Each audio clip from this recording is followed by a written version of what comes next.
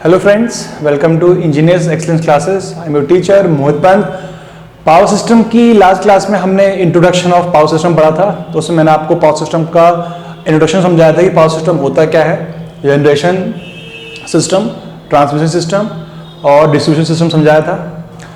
उसके साथ साथ मैंने आपको पावर सिस्टम का पूरा लेआउट डायग्राम ये समझाया था कि इसके अंदर क्या क्या चीज़ें होती हैं, है ना। पूरा उसका जो कॉन्सेप्ट था जनरेशन का और primary transmission line, secondary transmission line और प्राइमरी डिस्ट्रीब्यूशन सिस्टम और सेकेंडरी डिस्ट्रीब्यूशन हमने पूरा देख लिया था। ठीक है, आज हम इस चैप्टर को हम पावर सिस्टम को शुरू करेंगे। अब हम यहाँ से इस लेक्चर से इस सब्जेक्ट को चैप्टर वाइज पढ़ना क्या करेंगे, स्टार्ट करेंगे। ठीक है, तो सबसे पहले मैं आपको जो चैप्टर्स हमें पढ़ने हैं, जो टॉपिक या जो भी चैप्टर्स हमें कवर करने हैं इस सब्जेक्ट में, मैं पहले आपको वो सब समझा देता हूं, फिर हम स्टेप बाय स्टेप उन चैप्टर को कवर करना शुरू करेंगे। ठीक है, चलिए शुरू करते हैं। अच्छा, चलिए, जो हमें चैप्टर्स कवर करने हैं इस सब्जेक्ट में, पावर सिस्टम में, वो चैप्टर्स ये सारे हैं। इसमें लगभग हमें 18 चैप्टर्स या बोल सकते हो 18 डिफरेंट टॉपिक्स को कवर करना है, जो बहुत इंपॉर्टेंट है। सबसे पहला है हमारा ट्रांसमिशन लाइन। ठीक है, इसमें हम ट्रांसमिशन लाइन के बारे में पढ़ेंगे, वो तो मैंने आपको बता भी रखा है पिछले लेक्चर में। और इसके कंपोनेंट्स क्या क्या होते हैं उनके बारे में हम पढ़ेंगे। इसके बाद अगला चैप्टर है इंडक्टेंस ऑफ ट्रांसमिशन लाइन। इसमें ट्रांसमिशन इंडक्टेंस क्या होता है, उसके फॉर्मुलेज होते हैं, एग्जाम में बहुत आता है। इंडक्टेंस निकालो, एल निकालो, ये बताओ करके, है ना। इसमें जीएमडी जीएमआर का ये जो कॉन्सेप्ट आता है उसको हम इसमें पढ़ेंगे। और साथ साथ कैपेसिटेंस ऑफ ट्रांसमिशन लाइन भी पढ़ेंगे।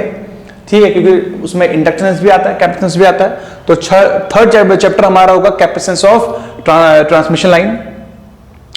उसके बाद हम पढ़ेंगे पर यूनिट सिस्टम, और उसको आप पीयू सिस्टम भी बोल सकते हो। ये बहुत इंपॉर्टेंट है, इसके न्यूमेरिकल्स एग्जाम से बहुत ज्यादा आते हैं, पूछने को आते हैं। तो इसमें हम पर यूनिट सिस्टम पढ़ेंगे। और इसी चीज में हम सिंगल लाइन डायग्राम के बारे में थोड़ा पढ़ लेंगे कि सिंगल लाइन डायग्राम होता क्या है, उसका मीनिंग क्या होता है और कैसे इसको रिप्रेजेंट करते हैं। और पावर सिस्टम के सिंबल्स भी होते हैं, उसको भी हम इसमें देख लेंगे। जो हमारे डिफरेंट कंपोनेंट्स होते हैं उसके सिंबल्स भी हम यहाँ पे पढ़ेंगे। इसके बाद नेक्स्ट चैप्टर है फॉल्ट एनालिसिस। इसमें पावर सिस्टम में हमारे जितने भी टाइप्स के फॉल्ट होते हैं उसको पढ़ेंगे। फॉल्ट्स हमारे दोनों टाइप के, सिमेट्रिकल और अनसिमेट्रिकल, सारे जितने एलजी फॉल्ट होते हैं वो सारा हमारा जो प्रोसेस होगा वो उसके अंदर कवर हो जाएगा। इसके बाद जो नेक्स्ट चैप्टर है वो है power system stability. Power system stability जो है ये बहुत इंपॉर्टेंट टॉपिक है। ये शायद जो डिप्लोमा लेवल में नहीं होता, ये बीटेक लेवल में का वो है, ये टॉपिक है, लेकिन ये डिप्लोमा लेवल के एग्जाम्स में बहुत बार आता है, इसलिए मैं इसको थोड़ा इंट्रोड्यूस कर दूंगा। इसको मैं ज़्यादा डिटेल में नहीं पढ़ना है, बस थोड़ा सा इंट्रोडक्टरी पढ़ना है ताकि ए और जे के लिए दोनों ये कवर हो जाए। ठीक है ना। उसके बाद हमारा इंसुलेटर है, जो हमारे इंसुलेटर इस्तेमाल किए जाते हैं डिस्ट्रीब्यूशन में और ट्रांसमिशन लाइन में। दोनों इंसुलेटर के बारे में हम यहाँ पे पढ़ेंगे इस चैप्टर में। फिर कोरोना क्यों होता है, ट्रांसमिशन कोरोना होता है, उसमें क्यों होता है, क्या फॉर्मुलेज होते हैं, कैसे होता है, क्या रीजंस हैं जो वो क्रिएट करते हैं, और इसके डिसएडवांटेज क्या हैं, और एडवांटेज भी होते हैं इसके एक दो, वो सब हम इसके अंदर पढ़ेंगे कोरोना के अंदर। ठीक है। नेक्स्ट है स्विच गेट प्रोटेक्शन। ये बहुत बड़ा टॉपिक है, इसमें जितने भी हमारे जो प्रोटेक्शन स्कीम्स हैं वो सारी कवर हो जाएगी।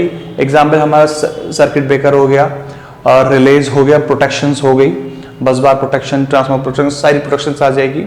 ठीक है, और हमारे फ्यूज हो गए। तो जितना भी पावर सिस्टम का जो प्रोटेक्शन वाला पार्ट है, या जो हम एलिमेंट इस्तेमाल ये पावर सिस्टम को प्रोटेक्ट करने के लिए जो भी चीज़ हम इस्तेमाल करते हैं, रिलेज हो गई, सर्किट ब्रेकर हो गए, फ्यूज हो गए, टाइप्स ऑफ प्रोटेक्शन हो गई, है ना, वो सारा टॉपिक इसके अंदर कवर होगा। ये बहुत इंपॉर्टेंट टॉपिक है और ये बहुत बड़ा टॉपिक है। अब ये लिखा स्विच गेट प्रोटेक्शन है, but it's a very wide topic. इसके अंदर बहुत सारे टॉपिक्स हैं, तो ये बहुत बड़ा टॉपिक है मतलब। ठीक है। इसके बाद 10th वाला है switch over protection. Switch over protection basically क्या होती है, जो आपके हाई वोल्टेज मतलब जो बिजली गिरती है आसमान से, उसके लिए प्रोटेक्शन कैसी होती है, वो किस टाइप की होती है, कैसे प्रोटेक्शन उसमें इस्तेमाल करना पड़ता है, वो हम इसमें पढ़ेंगे। ठीक है ना।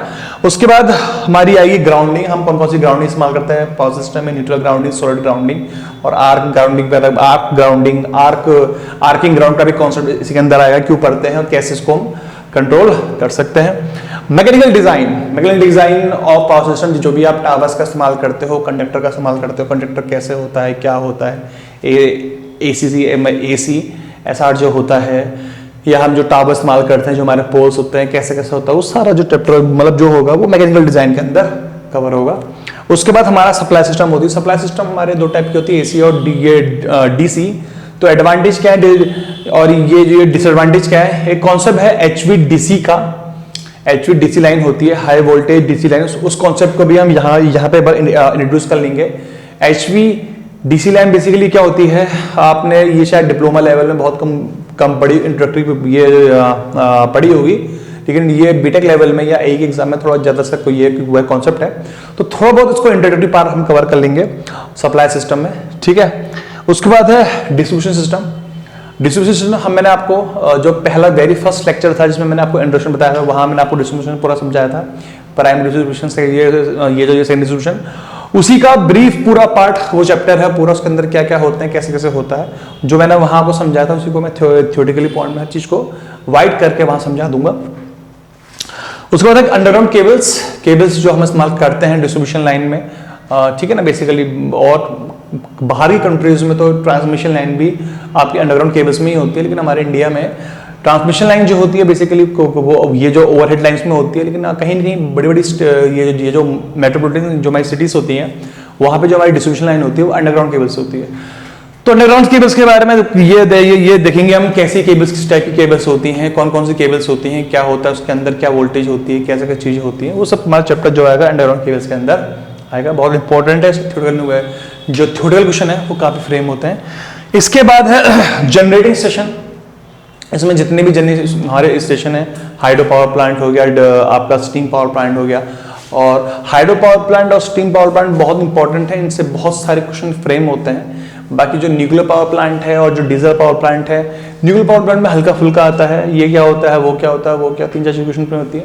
और diesel power plant, gas power plant ये बहुत कम आते हैं, इनका कंस्ट्रक्शन नहीं आता है। ये सब आपके बेसिकली क्या होता है, ये आपका कंपैरिजन के लिए काम आते हैं कि यहाँ पे ऐसा होता है, यहाँ पे ऐसा, इनमें क्या होता है वगैरह, आपस में कंपैरिजन के लिए काम आता है। तो यहाँ पे हम पढ़ेंगे जनरेटिंग स्टेशन के बारे में।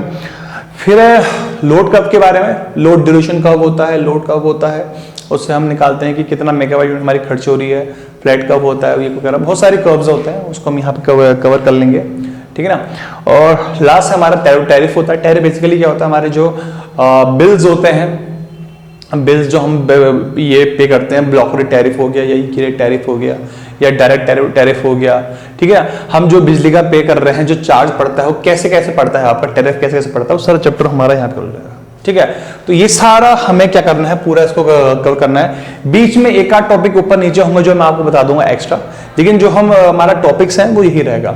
जब हम इस सब्जेक्ट को कवर करेंगे, हमारा उसको कवर करने का जो पैटर्न रहेगा, जो सीक्वेंस रहेगा, वो यही सीक्वेंस रहेगा जो मैंने आपको यहाँ पे लिखा रखा है। पहले में कवर इसको करेंगे, सेकंड में, third, fourth, fifth, six, 7, 8, 9, 10th, 11th, 12th, और पूरा इस तरह हम इसको सीक्वेंस वाइज ये क्या करेंगे, पूरा कवर करेंगे।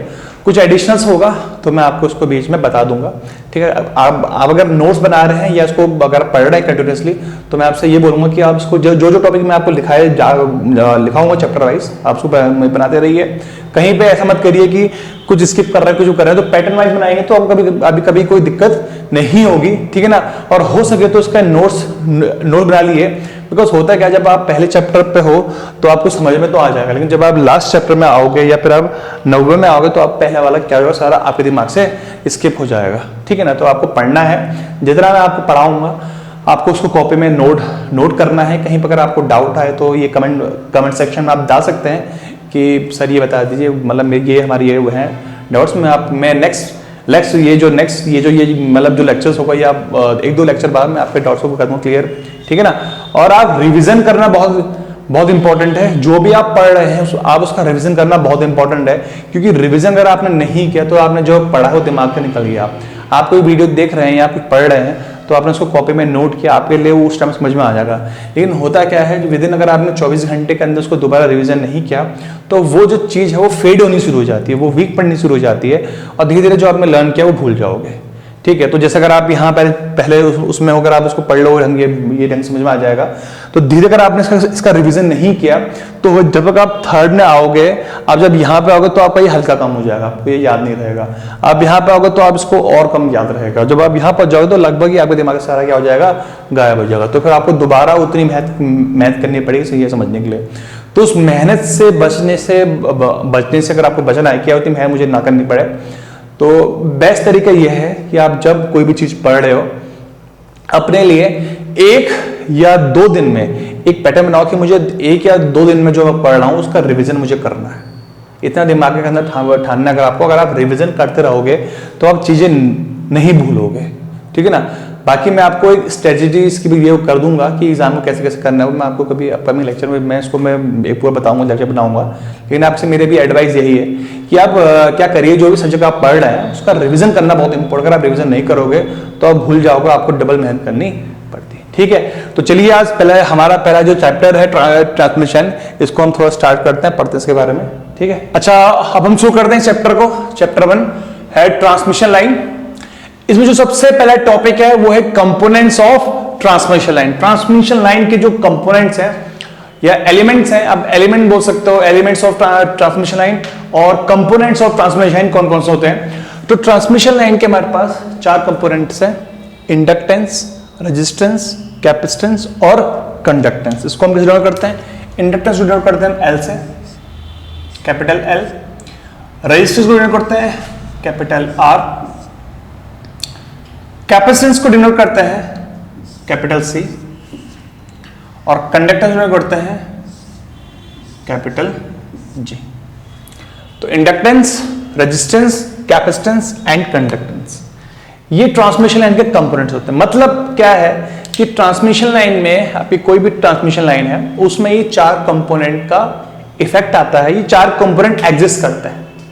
ठीक है, अब हम बारीक बारीक से समझेंगे स्टेप बाय स्टेप कि कौन सा कंपोनेंट कैसे कैसे आता है। ठीक है, तो सबसे पहला कंपोनेंट का नाम क्या है, इंडक्टेंस है। आप चलिए इसको लिखते रहना। पहला कंपोनेंट हमारा इंडक्टेंस है।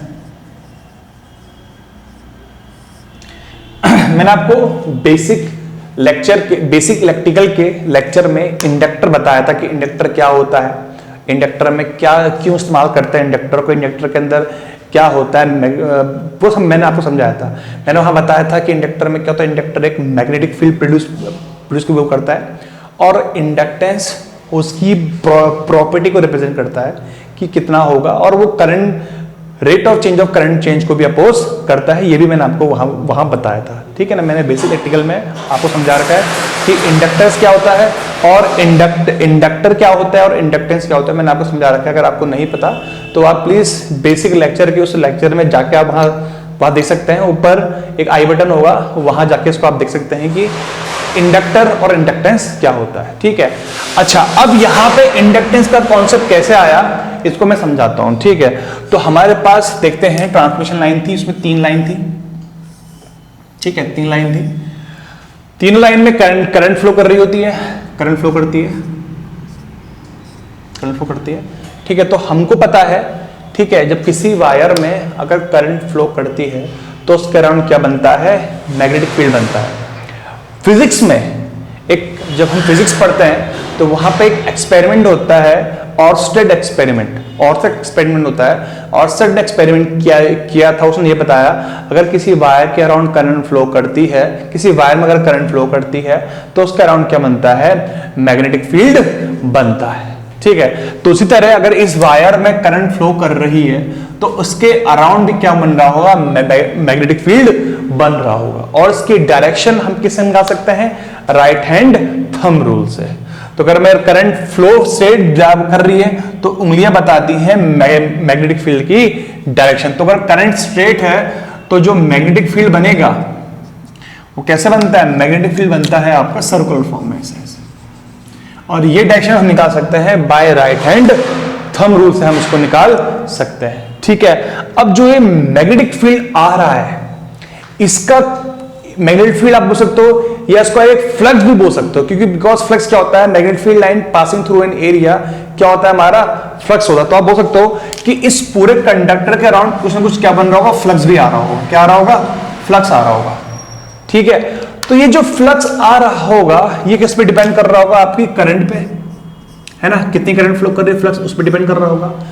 तो ये जो आपका फ्लक्स है इसका आपका इलेक्ट्रिकल सर्किट में कुछ ना कुछ इफेक्ट पड़ रहा होगा, क्योंकि मैग्नेटिक फील्ड हमेशा क्या करता है, इलेक्ट्रिक फील्ड से इंटरफेयर करता है, और इस तरह इलेक्ट्रिक फील्ड हमेशा मैग्नेटिक फील्ड से इंटरफेयर करता है। तो जो मैग्नेटिक फ्लक्स आपका आ रहा है ये कहीं ना कहीं आपका इलेक्ट्रिक सर्किट में या यहां हमारी जो भी वोल्टेज करंट होगी उसमें इंटरफेरेंस क्या करेगा, क्रिएट करता है। उस चीज को दिखाने के लिए, उस चीज फैक्ट को दिखाने के लिए हम उसको रिप्रेजेंट करते हैं बाय इंडक्टेंस, बाय इंडक्टेंस। तो इंडक्टेंस जो हमारा ट्रांसमिशन लाइन में आता है, कंप्यूटर में आता है, वो दिखाता है कि आपके वायर के अराउंड जो फ्लक्स बन रहा है उसका रिप्रेजेंट करता है, उसका क्या इफेक्ट आएगा, उसका कैसा इफेक्ट आएगा, क्या चेंजेस के वो आपका होगा उसका इलेक्ट्रिकल सर्किट में, वोल्टेज में क्या होगा, उस चीज को दिखाने के लिए हम किसका इस्तेमाल करते हैं, इंडक्टेंस का। तो जो इंडक्टेंस है आपकी, जो इंडक्टेंस में शब्द बोल रहा हूं जो ट्रांसमिशन लाइन में आ रही है वो क्यों आ रही है, उसका रीजन है flux, the flux creating around the cable, sorry wire के अराउंड जो फ्लक्स बन रहा है उसके इफेक्ट को रिप्रेजेंट करने के लिए हम इंडक्टेंस को रिप्रेजेंट यहां पे लिखते हैं कि यार इसका इंडक्टेंस इतना है, इसका इंडक्टेंस इतना है। तो इंडक्टेंस हमारा इससे रिप्रेजेंट होता है। ठीक है, तो पहला कंपोनेंट हमारा क्या है, इंडक्टेंस हो गया।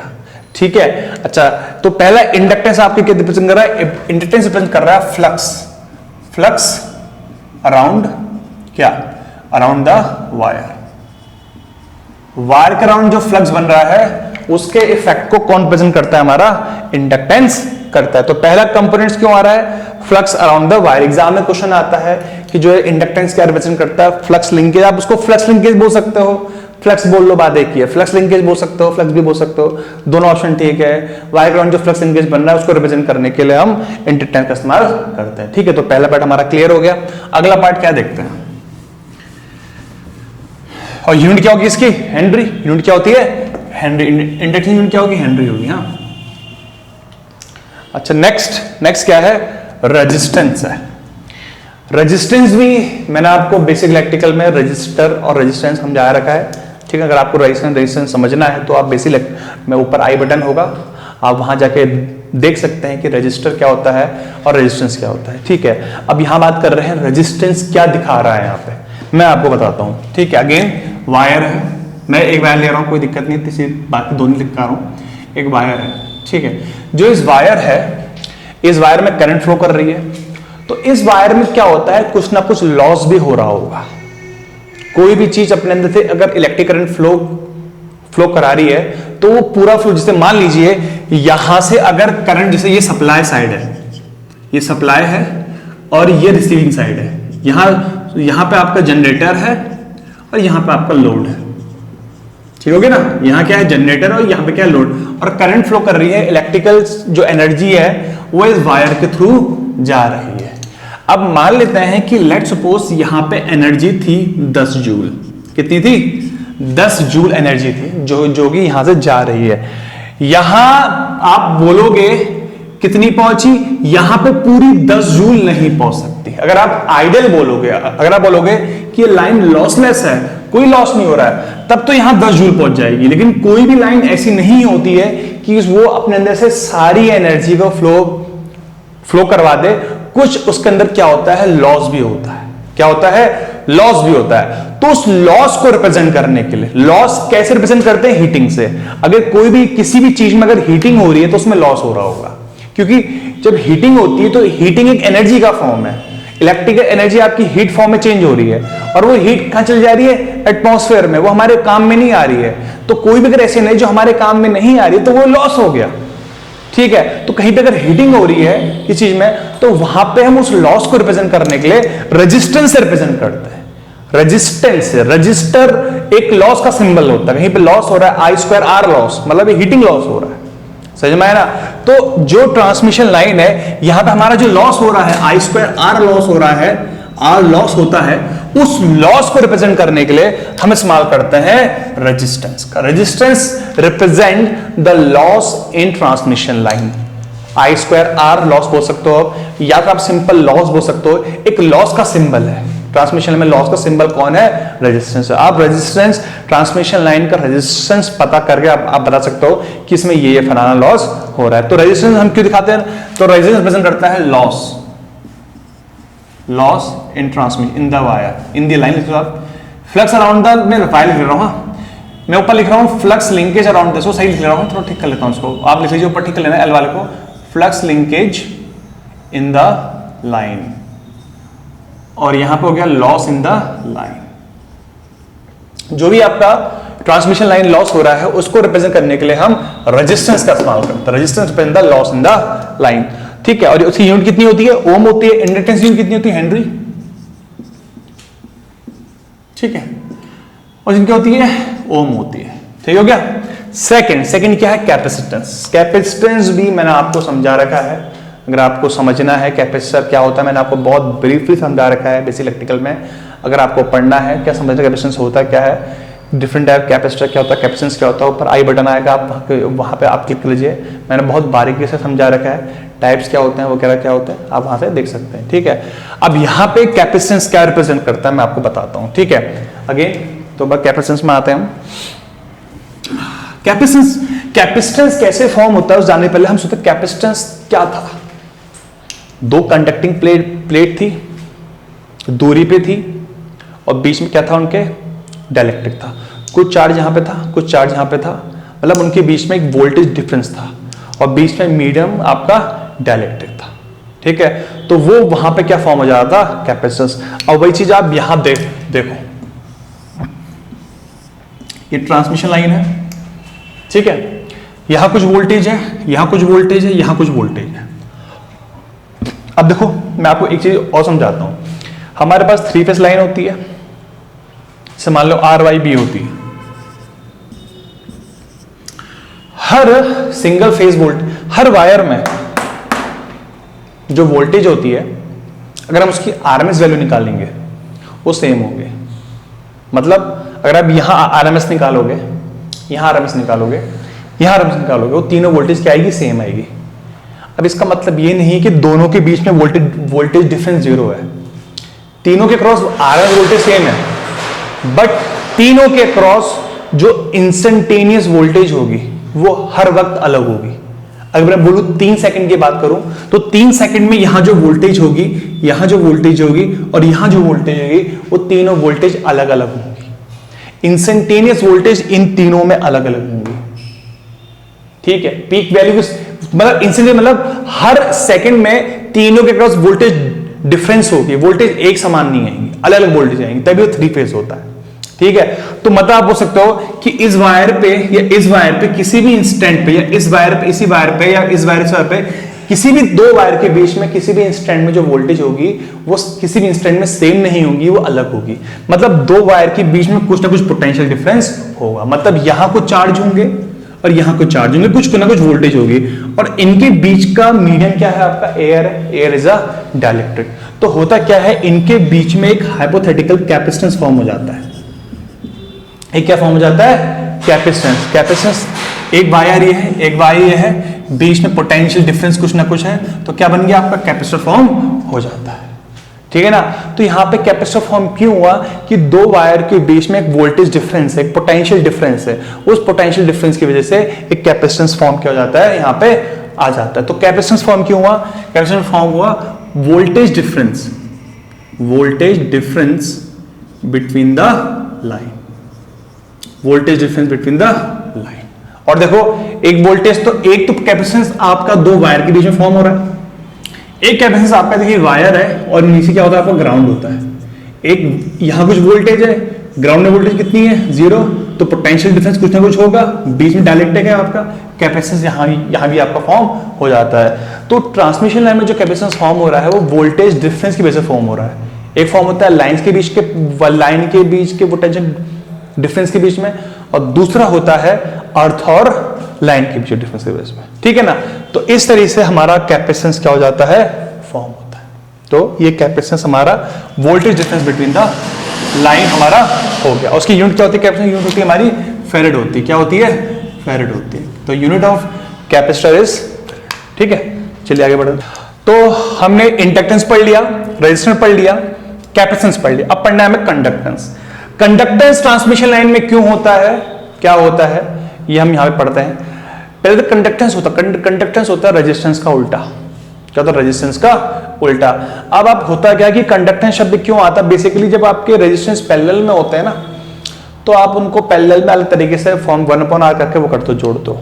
तो उससे बेटर है कि अगर आप उस रेजिस्टेंस को कंडक्टेंस में चेंज कर लो, तो कंडक्टेंस को जब आप रेजिस्टेंस को तो वो उसका उल्टा हो जाता है, और जब वो पैरेलल में क्या होता है, आपस में ऐड हो जाता है, ठीक है ना। इसलिए जहां पे कोई चीज पैरेलल में फॉर्म होती है तो उसको हम रेजिस्टेंस में लिखने के बजाय क्या लिखते हैं, पैरेलल में लिखते हैं। एग्जाम्पल के तौर पे देखो, जैसे मैं क्या समझा रहा हूँ, तो मेरे पास पैरेलल रेजिस्टेंस है दो, या 3 है, इसका 4 ओम है, इसका 4 ओम, इसका 5 ओम है, इसका 2 ओम है।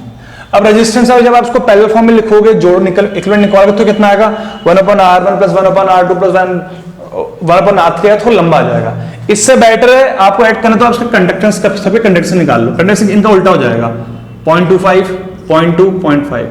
अब कंडक्टेंस पैरेलल में क्या ऐड हो जाएंगे, आप इनको डायरेक्टली क्या कर सकते हो, ऐड कर सकते हो, ठीक है। तो पैरेलल में अगर रेजिस्टेंस फॉर्म होते हैं तो it is better to represent in form of conductance, because उनका एडिशन बहुत आसान हो जाता है। इसलिए हम ये प्रेफर करते हैं कि पैरेलल में हम कंडक्टेंस को, हम किसी चीज को रेजिस्टेंस आ रहा है उसको कंडक्टेंस फॉर्म रिप्रेजेंट करते हैं। तो आप जब मैं कंडक्टेंस बोल रहा हूं तो आपके दिमाग में क्लिक यही होना चाहिए कि जब कंडक्शन शब्द का इस्तेमाल हो रहा है तो कहीं ना कहीं कोई पैरेलल सर्किट की बात हो रही है, ठीक है। तो आते हैं दोबारा यहाँ पे, कंडक्टेंस बेसिकली क्या है, रेजिस्टेंस का उल्टा होता है। इसकी यूनिट क्या हो जाएगी, मोह होती है और सीमेन होती है, ठीक है। अब कंडक्टेंस कैसे फॉर्म होता है देखते हैं। अब ये तार है मान लीजिए, ठीक है, ये क्या है, तार है। ये तार किसके सपोर्ट में रहता है, आपका खंबे के, ठीक है, खंबे के सपोर्ट में रहता है। और ये खंबा के पोल हो गया, सॉरी पोल माले पोल हो गया। और पोल और तार के बीच में हमारा क्या होता है, इंसुलेशन होता है।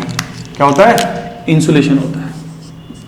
ये रेड इंसुलेशन हो गया, और ये वायर हो गई, और ये पोल हो गया। मतलब हमारा जो पोल होता है और ये वायर हो गई, पोल जो होता है वायर से डायरेक्ट कांटेक्ट में नहीं होता है। पोल का काम क्या है, वायर को सपोर्ट करना बिना उसको टच करे। लेकिन अगर उसको टच नहीं कर सकता तो कैसे होगा, तो उनके बीच में लगता है हम इंसुलेशन। क्यों, अगर आपने तार को डायरेक्टली खंबे से कनेक्ट डाल दिया तो सारा कंडक्ट करंट कहां पहुंच जाएगी, ग्राउंड में। वो वायर मतलब तार के कॉन्टेक्ट में, क्योंकि खंबा हमारा पोल है वो ग्राउंड पे है। अगर अभी वायर जो है डायरेक्टली पोल के कांटेक्ट में आ जाएगी तो वो सारा पोटेंशियल जीरो हो जाएगा और सारी करंट आपकी कहां चल जाएगी, ग्राउंड चल जाएगी। ये फॉल्ट हो जाता है, इसको बोलते हैं एलजी फॉल्ट, ठीक है। तो वो फॉल्ट ना हो, करंट ना हो, हम तार को क्या करते हैं, वायर को पोल से अलग करने के लिए उनके बीच में क्या लगाते हैं, इंसुलेटर लगाते हैं। तो हमारी जो वायर है, मैं थोड़ा सा ढंग से डायग्राम बनाता हूँ, यहाँ पे तो डायग्राम थोड़ा खराब हो रहा है, मैं थोड़ा बड़े फॉर्म में दिखाता हूँ आपको। जैसे मान लीजिए ये आपका वो हो गया, टावर हो गया, इस टावर का क्रॉस आर्म हो गया, ये इंसुलेशन हो गया, ठीक है, और ये हमारी एक वायर हो गई। अब ठीक हो गया, इंसुलेशन हो गया तो ठीक है, ये वायर हो गई, पोल, टावर ने सपोर्ट दिया, बीच में इंसुलेशन लगाया, ठीक है। इंसुलेशन का काम क्या है कि तार जो है डायरेक्टली कांटेक्ट इसके बीच में ना आ जाए। बट होता क्या है, डायरेक्ट ये इंसुलेटर क्या होता है, एक ऐसा एलिमेंट है जो अपने अंदर से करंट फ्लो होने नहीं देता है। इंसुलेटर एक ऐसा एलिमेंट है जो अपने अंदर से करंट फ्लो होने नहीं देता है। बट होता क्या है, कोई चीज परफेक्ट इंसुलेटर नहीं होती है, थोड़ी थोड़ी करंट उसके अंदर से फ्लो होती है, उस करंट को बोलते हैं हम लीकेज करंट। तो होता क्या है, कंडक्टर के थ्रू थोड़ी सी करंट, थोड़ी थोड़ी करंट इंसुलेटर से होते होते होते होते कहां फ्लो करती है, आपका ग्राउंड को जाती है। समझ में आया, वायर के आपकी जो करंट है वायर से हमारा यहां से होते होते होते होते यहां से होते हुए कहां चली जाती है, ग्राउंड की तरफ मूव करती है। इस करंट को हम बोलते हैं लीकेज करंट बोलते हैं, लीकेज करंट। और अगर इसको मैं डायरेक्टली दिखाऊं तो तार ये है और नीचे ग्राउंड है, खंबे के थ्रू जा रही, तो मतलब क्या होता है, एक वायर और ग्राउंड के बीच में एक छोटी सी करंट फ्लो कर रही है, उसका नाम है लीकेज करंट। उसका नाम क्या है? लीकेज करंट, जो टावर और इंसुलेटर के थ्रू क्या हो रही है? फ्लो हो रही है। तो जो इस टावर का और इंसुलेटर का जो रेजिस्टेंस होगा वो कुछ ना कुछ तो होगा।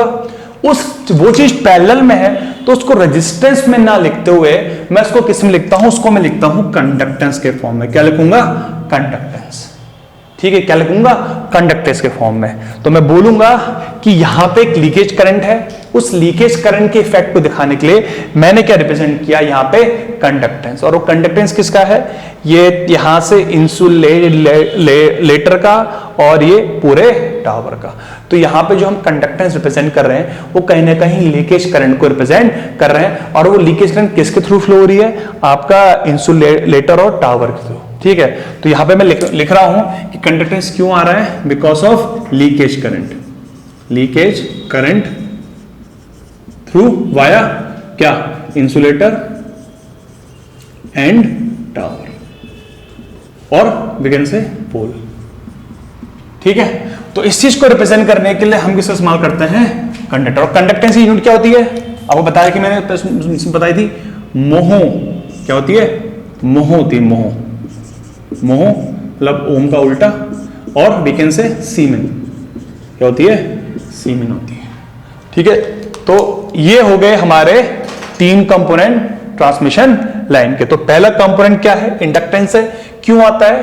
फ्लक्स लिंकेज होता है ट्रांसमिशन लाइन में करंट फ्लो की वजह से। उसके इफेक्ट को दिखाने के लिए हम किसका इस्तेमाल करते हैं? इंडक्टेंस का। रेजिस्टेंस क्यों होता है? Loss in the line. Loss represent करने रेजिस्टेंस करते हैं। ठीक है, हीटिंग लॉस होता है। कैपेसिटेंस, पोटेंशियल डिफरेंस है दो वायर में, हर इंस्टेंट में वोल्टेज अलग अलग है, इसलिए वहां पे कैपेसिटेंस फॉर्म हो जाता है, उसका रिप्रेजेंट करते हैं हम कैपेसिटेंस से। और कंडक्टेंस है। इसमें जो सबसे इंपॉर्टेंट है वो 3 है। ये कंडक्टेंस का हमारे जब हम ट्रांसमिशन लाइन आगे डालेंगे, ये कंडक्टेंस का इफेक्ट उतना नहीं आता तो हम इसको नेग्लेक्ट कर देते हैं। लेकिन कम्युनिकेशन लाइन में ये कंडक्टेंस आता है। पावर सिस्टम लाइन और कम्युनिकेशन लाइन तीनों एक ही चीज है, थोड़ा बहुत अंतर होता है।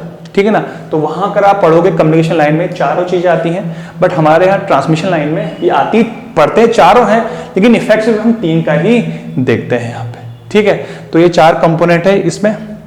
इसके बाद हम पढ़ेंगे ट्रांसमिशन लाइन के टाइप। ट्रांसमिशन लाइन हमारी 3 टाइप की होती है, short transmission line, medium transmission line और लॉन्ग ट्रांसमिशन लाइन। हम इन तीनों लाइन को नेक्स्ट लेक्चर में ये कवर करेंगे और देखेंगे ये कंपोनेंट किस लाइन में कैसे कैसे इफेक्ट में आते हैं। ठीक है, आज के लिए फिर इतना ही। आपको हमारा वीडियो पसंद आया, please like it, share it and subscribe the channel. Thank you.